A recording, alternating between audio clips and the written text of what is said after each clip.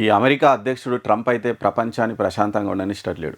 ఎందుకంటే రోజుకోటి ఇక ఆయన అన్ని దేశాలను ఆక్రమించుకుంటాడో ఏందో కానీ ఆల్రెడీ వెనిజులా ఈరోజు ట్రంప్ కొత్త ట్వీట్ కూడా వేసినట. వెనిజులా నేనే తాత్కాలిక అధ్యక్షుడిని నేనే అని ఒక ట్వీట్ కూడా వేసుకున్నట. ట్వీట్ అంటే ఆయన ఆయన ఉందిగా సోషల్ మీడియా ట్రూత్, అందులో పోస్ట్ పెట్టుకున్నట, నేనే వెనిజులా తాత్కాలిక అధ్యక్షుడని. ఇక మొత్తం ప్రపంచానికి కూడా నేనే తాత్కాలిక అధ్యక్షుడిని అని కూడా చెప్పుకుంటాడేమో ట్రంప్. అట్లా అయిపోయిండు. ఆయనకు సెకండ్ సారి అధికారంలోకి వచ్చిన తర్వాత మరి అధికార దాహం అయితే విపరీతంగా పెరిగిపోయింది. మొత్తం ఆయన చక్రవర్తి, మిగతా వాళ్ళందరూ కూడా సామంత రాజులు అన్నట్టు వ్యవహరిస్తున్నాడు. ఒక మొండిగా పోతున్నాడు ట్రంప్. మరి ఇప్పుడు నెక్స్ట్ ట్రంప్ మరి మన నోబెల్ పీస్ ప్రైజ్ ఇచ్చినుంటే అయిపోతున్నాడు. అనవసరంగా ఆ నోబెల్ శాంతి బహుమతి ఇచ్చి ఉంటే మరి శాంతి బహుమతి వచ్చిందని శాంతంగా ఉంటుండేనేమో. ఇక అట్లా శాంతి బహుమతి నాకు రాదని డిసైడ్ అయినేమో. ఇక మొత్తం యుద్ధాలకు దిగుతున్నాడు. మన వెనిజులా అయిపోయింది. ఇప్పుడు నెక్స్ట్ ఇరాన్ మీద కూడా దాడికి ట్రంప్ సన్నాహాలు చేస్తున్నాడు. ఆల్రెడీ మనం చూసినాం ఇరాన్లో ఒక ఉద్రిక్త వాతావరణం ఉంది. చాలా వరకు ఆందోళనకారులు రోడ్ల మీదకి వచ్చి నిరసన తెలుపుతున్నారు. మరి అక్కడ ఉన్నటువంటి పాలకులకు వ్యతిరేకంగా, అంటే అక్కడ కరెన్సీ వాల్యూ పడిపోవడము, ఇక అంటే బతకడం కష్టమైపోయింది ఇరాన్లో. నిజానికి ఇరాన్లో అంత పెద్ద చమురుంది, సహజవాయువు ఉన్నాయి, అవన్నీ కూడా ఉన్నప్పటికీ వాళ్ళు ఈ ఆంక్షలు, అమెరికా ఇచ్చినటువంటి ఈ ఆంక్షల ఫలితంగా వాళ్ళ కరెన్సీ వాల్యూ చాలా దారుణంగా పడిపోయింది. మరి దాంతో ప్రజలందరూ రోడ్డెక్కి నిరసన కూడా తెలుపుతున్నారు. అంతేకాకుండా అక్కడ ఖమేనీ ఉంటాడు కదా, ఆయన ఈ మహిళల మేము బుర్కా వేసుకోవాలి, బయటికి వెళ్ళొద్దు అనేటువంటి కొన్ని ఆంక్షలు కూడా ఉన్నాయి. మరి ఇరాన్ ఒకప్పుడు చూస్తే చాలా ప్రోగ్రెసివ్ ఉంటుండే, మంచిగా స్వేచ్ఛగా ఉంటుండే. కానీ వీళ్ళు ఎప్పుడైతే వచ్చిరో ఆ తర్వాత అది కూడా మొత్తం ఒక మూఢాచారాలకు నిలయంగా మారింది. ఈ నేపథ్యంలో రకరకాల కారణాలతోటి అక్కడైతే పెద్ద ఎత్తున తిరుగుబాటు అయితే జరుగుతుంది.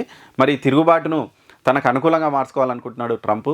మరి ఇమీడియట్గా ఇరాన్ మీద కూడా దాడి దిగే అవకాశం ఉందని కూడా తెలుపుతుంది. మరి ఇరాన్లో ఆందోళనకారుల మీద చాలా వరకు కాల్పులు జరుగుతున్నాయి. ఇప్పటికే 1000 మంది చచ్చిపోయారట. మరి ఈ నేపథ్యంలో దీన్ని సాకుగా చూపి మరి ఇరాన్లో ప్రజాస్వామ్యం మొత్తం నాశనం అయిపోతుంది, ప్రజల మీద దాడులు జరుగుతున్నాయి అనేటువంటి ఒక సాకు చూపి ఇరాన్ మీద దాడి చేయాలని ట్రంప్ అయితే మరి చేస్తున్నారట. మరి గత నెల 28న ఈ ఆందోళనలు స్టార్ట్ అయినాయి. ఇప్పటి వరకు 538 మంది చచ్చిపోయారంట. 10,000 మందికి పైగా అరెస్ట్ చేసిరట. మరి 48 మంది పోలీసులు కూడా చచ్చిపోయారంట. మరి ఇరాన్ ప్రజలకు మద్దతుగా యూరోప్ దేశాల్లో, అమెరికాలో కూడా ఆందోళనలు జరుగుతున్నటువంటి నేపథ్యంలో ఇరాన్ మీద వైమానిక దాడులు జరపాలి. మరి సేమ్ ఆ ఖమేనీని కూడా మరి చంపేయడమో, లేకుంటే అరెస్ట్ చేయడమో, లేకుంటే పారిపోయేలా చేయడమో ఏదో ఒక ఆప్షన్ మరి వీళ్ళు పరిశీలించేటువంటి అవకాశం అయితే ఉన్నట్టుంది. మరి ఆల్రెడీ మనం చూసినాం అప్పట్లో ఇరాన్, ఇజ్రాయెల్ మధ్యలో ఒక రకమైనటువంటి యుద్ధ వాతావరణం కూడా ఏర్పడ్డది. పరస్పరం దాడులు కూడా చేసుకున్నాయి.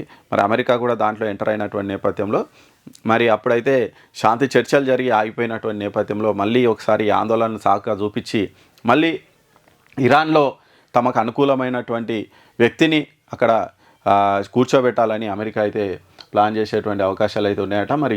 మరి నేపథ్యంలో ఇరాన్ కూడా చాలా ధీటుగా అయితే స్పందించిందంట. ఒకవేళ మా మీద ఎలాంటి దాడి చేసినా ఇజ్రాయెల్ మీద అటాక్ చేస్తాము అని కూడా వీళ్ళు ఇరాన్ వాళ్ళు అయితే మరి వార్నింగ్ అయితే ఇచ్చిరట.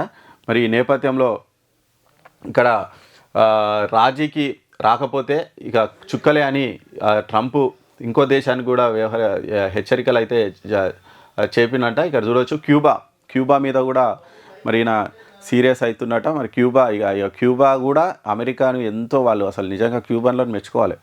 క్యూబాలో చిన్న దేశం అయినప్పటికీ అమెరికాని ఎప్పటి నుంచో వాళ్ళు ఎదుర్కొంటూ వస్తున్నారు. మరి అప్పట్లో ఫిడెల్ క్యాస్ట్రో అని అక్కడ వాళ్ళ అధ్యక్షుడు ఉండే, ఆయన మీద దగ్గర 600-700 సార్లు హత్యా ప్రయత్నాలు చేసిరట. మరి అమెరికా నిఘా వాళ్ళు ఎవరైతే సిఐఏ వాళ్ళు ఉన్నారో చేసిరో, అయినప్పటికీ ఆయన తప్పించుకొని వచ్చిండు. మరి క్యూబన్లు చాలా పోరాట యోధులు. మన వెనిజులాలో కూడా క్యూబా సైనికులే వాళ్ళకు రక్షణ కూడా కల్పించినటువంటి నేపథ్యంలో మరి క్యూబాకు వెనిజులాకు మధ్య గతంలో మంచి సంబంధాలు ఉంటున్నాయి. ఇప్పుడు ఇక వెనిజులా అధ్యక్షుడు పోయిన తర్వాత ఇక వాళ్ళకు హెల్ప్ చేసేటువంటి అవకాశం కూడా లేకుండా పోయింది. ఇప్పుడు నెక్స్ట్ క్యూబా మీద కూడా మరి ట్రంప్ అయితే వార్నింగ్స్ ఇస్తున్నట.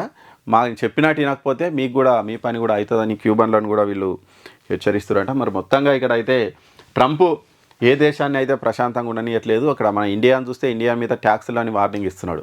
అక్కడ చైనా మీద అట్లే ఉంది. ఇప్పుడు ట్రంప్కు మంచి మిత్రదేశం ఏదైనా ఉందంటే అది పాకిస్తాన్ ఒకటే.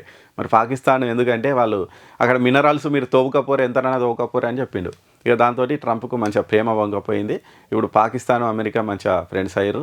మరి ఇక అంతకు మించి ఎందుకంటే గతంలో మిత్రదేశాలుగా ఉన్న యూరప్ దేశాలు కూడా ఇప్పుడు ట్రంప్ను నమ్మే పరిస్థితి లేదు. మనం చూసినాం గ్రీన్లాండ్ మాదే, మేము గ్రీన్లాండ్ ఆక్రమించుకుంటామని అక్కడ యూరప్ దేశాలను కూడా ఆయన ఎవరిని వదులుతలేడు. మొత్తం నాకు నాటో వద్దంటాడు, లేకుంటే ఇంకేదో వద్దంటాడు, మేము వాళ్ళకి సహాయం చేయమంటాడు. రోజుకో మాట ఆయన ఇష్టం వచ్చినట్టు మాట్లాడుతున్నాడు. ఇక నిజంగా ఈ ట్రంప్ అయితే ఈ ప్రపంచానికి ఒక శనిలాగా అయిపోయిండు.